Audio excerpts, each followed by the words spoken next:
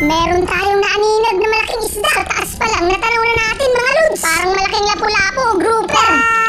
O, diba? Nakikita nyo naman. Napakalaking butete, mga lods. Kailangan sa buntot natin patamaan ng pana.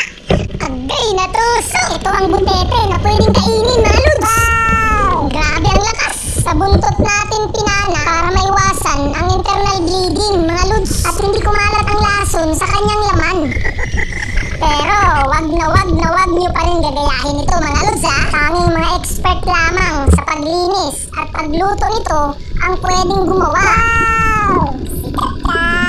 Kaya shoutout sa imo, Idol Fritzer sa Ligumba.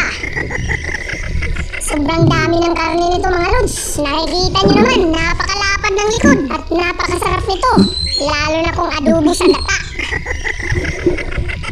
At kung sakali man may nag-alok sa inyo na tumikim o kumain ng butete, wag na wag, mga lods. Marami pa namang ibang ulam dyan. Talagang nakamamatay po ang lasa ng butete. Ano sana?